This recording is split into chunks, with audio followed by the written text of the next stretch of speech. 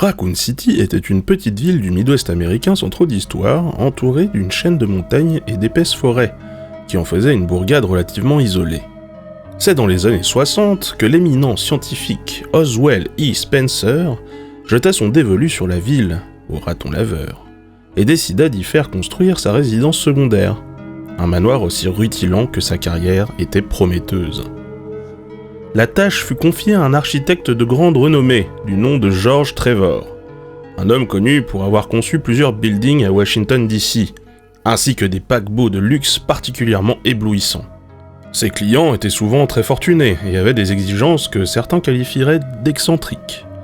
Et le contrat avec Oswell Spencer ne dérogea pas à la règle. On peut dire que les demandes du scientifique étaient même particulièrement étranges et inédites pour l'architecte, puisqu'elles consistaient à intégrer au domaine une multitude de pièges et d'énigmes plus retorses les unes que les autres en guise de sécurité, ainsi qu'un laboratoire secret. L'architecte intrigué s'exécuta, et les travaux furent terminés en 1967. En 1968, Spencer et ses collaborateurs, James Marcus et Edward Ashford, fondèrent Umbrella Chemical Inc., entreprise pharmaceutique. Malheureusement, Edward Ashford passa l'arme à gauche très rapidement après la création de la société. James Marcus accepta alors de se charger du centre de formation, afin de former la fine fleur des futurs employés de Umbrella. En 88, et malgré la formation de bon nombre des futurs employés, le centre de formation est fermé brutalement. Dans les années 90, Umbrella Chemical Inc. est devenue Umbrella Corporation, et était la première entreprise dans le domaine médical et cosmétique à un niveau mondial, tant et si bien qu'on retrouvait des produits Umbrella dans un foyer américain sur 2. Et l'entreprise avait fait profiter de son influence à la ville de Raccoon City, qui comptait désormais environ 100 000 âmes. De plus, le nouvel essor de la ville était partiellement dû à de charitables donations de Lord Spencer, devenu seul dirigeant d'Umbrella. Grâce à cela, le maire Michael Warren avait pu faire construire un hôpital, des services de travaux publics et des bâtiments municipaux. Au vu de l'expansion subite de la ville, la criminalité avait également fait un bond dans les rues de Raccoon City, et la police semblait tellement dépassée qu'elle mettait des affaires de disparition de côté, même si le chef de la police, Brian Irons, réfutait violemment ces accusations. Une nouvelle unité spéciale fut créée pour lutter contre les sectes, les groupes terroristes et organisations criminelles dans tout le Midwest. Cette unité se faisait appeler STARS, pour Special Tactics and Rescue Service. L'idée étant de proposer des équipes combinant d'anciens militaires tactiquement compétents avec des scientifiques et des membres d'unités soignantes pour lutter contre les crimes de plus en plus nombreux et violents dans la région. L'unité travaillait de concert avec New York et était domiciliée dans le commissariat de la ville au raton laveur. En 1996, Umbrella avait fait construire un laboratoire non loin de l'historique manoir Spencer et employé un grand nombre des citoyens de la ville. C'est le 20 mai 1998 que l'apparente normalité de Raccoon City fut troublée pour la première fois, avec la découverte du corps d'une promeneuse particulièrement démembrée sur les rives du fleuve Marble. Les blessures laissaient penser à une attaque animale. Le 27 mai, la police était arrivée à la conclusion que la promeneuse s'était fait attaquer par un grizzly. Le 16 juin, l'hebdomadaire Raccoon Weekly publia un article faisant part de créatures ressemblant à des chiens qui rôdaient du côté des montagnes Harkley. Le journal invita ses lecteurs à les prendre en photo ou à en capturer un, leur donnant le surnom de Cerbère. Et le 9 juillet, le Raccoon City Times publia un article « Mystère dans les montagnes d'Harkley » qui indiquait que les autorités locales avaient fermé toutes les routes et avaient fait appel aux STARS pour enquêter sur les événements. Des monstres difformes rôdaient toujours dans la zone et de nouvelles familles avaient été portées disparues. Albert Wesker envoya l'équipe Bravo des STARS composée d'Enrico Marini, Forrest Speyer, Richard Aiken, Kenneth J. Sullivan et Rebecca Chambers, ainsi que les 2 pilotes, Kevin Dooley et Edward Dewey. Cependant, le contact avec l'équipe fut coupé. Un problème de moteur obligea l'équipe Bravo à atterrir d'urgence, et elle partit en reconnaissance, sans Dooley, qui avait été chargé de réparer l'appareil. À la suite de cette perte de contact avec l'équipe Bravo, l'équipe Alpha des Stars, composée d'Albert Wesker, qui en était le chef, Barry Burton, Chris Redfield, Jill Valentine, Joseph Frost et Brad Vickers, le pilote, fut envoyé dans la forêt. Ils découvrirent le cadavre de Kevin Dooley dans l'hélicoptère de l'équipe Bravo qu'ils tentaient de réparer. L'équipe partit en exploration et Joseph Frost décéda, dévoré par un chien déformé, et Brad Vickers, le pilote, paniqua et fit demi-tour, laissant ses coéquipiers sur le terrain.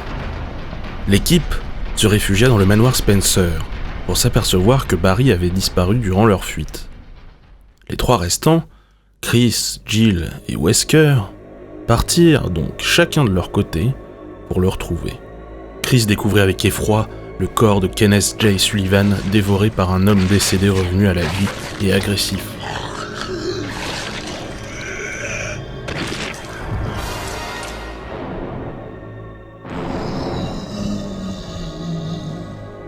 Il décida de faire demi-tour pour prévenir Wesker et Jill que le manoir était aussi dangereux que l'extérieur, mais ne les retrouva pas. Il semblait que les zombies revenaient à la vie à cause d'un virus créé par Umbrella. Virus qui transformait les chiens en cerbères et rendait les corbeaux avoisinants extrêmement agressifs. Lors de leur périple à travers le manoir, Jill et Chris découvrirent ce qu'il était advenu de George Trevor, l'architecte à l'origine de la création du manoir et de sa famille. En 1967, 5 ans après le début des travaux, la construction du manoir s'était achevée. George Trevor, sans nouvelles de sa femme Jessica et de sa fille Lisa, apprit qu'elles avaient été enlevées par son client, Oswald Spencer. Ne pouvant pas rentrer dans le manoir par la grande porte pour avoir des réponses du kidnappeur, il entreprit de rentrer par un souterrain qu'il avait créé pour confronter l'homme de science. Spencer lui assura que Jessica et Lisa n'étaient pas en danger et invita George à passer un séjour dans la résidence qu'il venait de terminer de créer. Trevor fut assommé, puis emprisonné. Un garde du manoir lui révéla que d'utiliser sa femme et sa fille comme cobayes humains était le seul moyen de faire avancer les expériences sur le formidable virus, et que de l'emprisonner était aussi la seule solution pour garder les secrets du manoir à jamais. Lisa et Jessica étaient les premiers sujets humains utilisés comme cobayes pour les expériences du virus Progenitor. L'organisme de Jessica rejeta le virus, mais le corps de l'enfant l'accepta et commença à muter. Lisa, après avoir effectué d'horribles mutations, tua sa mère en lui arrachant le visage. Elle fut mise en observation à la suite du succès de l'incubation du virus dans son organisme. Trevor se souvint qu'il avait prévu un moyen de s'échapper de la pièce dans laquelle il avait été emprisonné. Mais il se demanda si ce n'était pas simplement une manière pour Spencer de vérifier les secrets du manoir. Il finit par se perdre dans les souterrains qu'il avait lui-même conçus, se demandant ce qu'il était advenu de sa femme et de sa fille, et mourut devant sa propre pierre tombale, placée ici par Spencer, d'épuisement et de déshydratation. Ce qu'il ignorait alors, c'est que la tombe était un passage dérobé pour fuir le manoir. Chris Redfield, au cours de son exploration de la demeure en 1998, affronta Lisa Trevor, fille de George, devenue un monstre à la suite des expériences qu'Umbrella avait effectuées sur elle. Elle possédait encore des émotions et pouvait penser et parler par elle-même, même si ses capacités intellectuelles étaient diminuées. À l'issue de cet affrontement, Lisa se jeta dans le vide, en hurlant le nom de sa mère, espérant mettre un terme à sa vie de cobaye. Chris retrouva Enrico Marini, le chef de l'équipe Bravo des Stars, assassiné, et Wesker lui annonça que l'équipe Alpha abritait un traître à la botte d'Umbrella Corporation. Wesker se confronta au tyran, monstre développé par Umbrella grâce au virus T, et fut gravement blessé et laissé pour mort. Chris retrouva Jill et les 2 seuls autres survivants des Stars, Barry Burton, qui avait réussi à survivre à travers le tortueux manoir Spencer, et Rebecca Chambers, qui était la seule survivante de l'équipe Bravo. Lisa Trevor, ayant survécu à son saut dans le vide, fut tuée par Wesker, qui se trouva être la taupe à la solde d'Umbrella. Brad Vickers, le pilote d'hélicoptère déserteur, revint chercher ses coéquipiers, qui finirent par achever le tyran à l'aide de la grosse artillerie. Tous les 5 quittèrent la forêt en hélicoptère, juste avant que le manoir Spencer et ses laboratoires secrets n'explose. Rebecca Chambers expliqua alors ce qui était arrivé à l'équipe Bravo des Stars.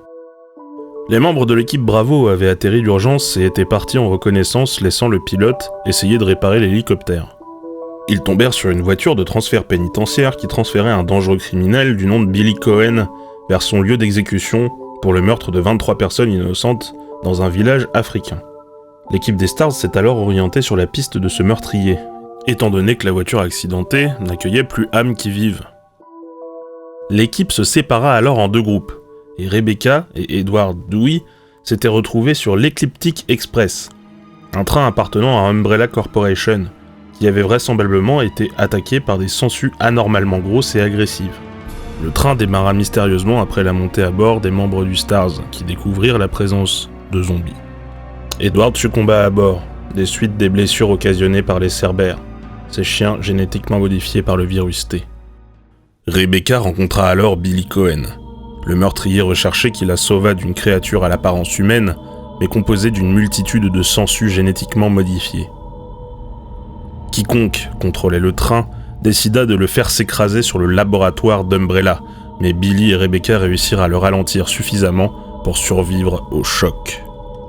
Ils pénétrèrent dans les locaux de l'ancien centre de formation d'Umbrella, qu'avait dirigé James Marcus, et découvrirent que la personne qui les avait attaqués dans le train n'était autre que James Marcus en personne. C'est également ce dernier qui avait mis le train en marche. Brièvement séparée de Billy, Rebecca avait croisé Enrico Marini, qui lui annonça que le reste de l'équipe Bravo était en vie et s'était réfugié dans le manoir Spencer pour échapper à des chiens mutants. Après avoir retrouvé le condamné à mort, les deux coéquipiers avaient découvert dans le centre de formation d'Umbrella que les deux employés les plus prometteurs du centre n'étaient autres que Albert Wesker et William Birkin, respectivement surnommés Al le Pragmatique et Will l'Intello à l'époque de leur formation. Le premier était devenu un atout précieux dans le renseignement pour Umbrella, et le second travaillait activement au développement d'armes biologiques dans les laboratoires. Rebecca et Billy finirent par se mesurer à James Marcus, puis l'achevèrent. Rebecca laissa alors Billy s'enfuir, ce dernier étant de ce fait officiellement décédé à ce jour, et rejoignit Richard Aiken dans le manoir Spencer. L'hélicoptère des Stars qui conduisait les survivants du manoir Spencer continua sa route vers Raccoon City, alors que les survivants recroisaient les informations qu'ils avaient glanées sur le terrain.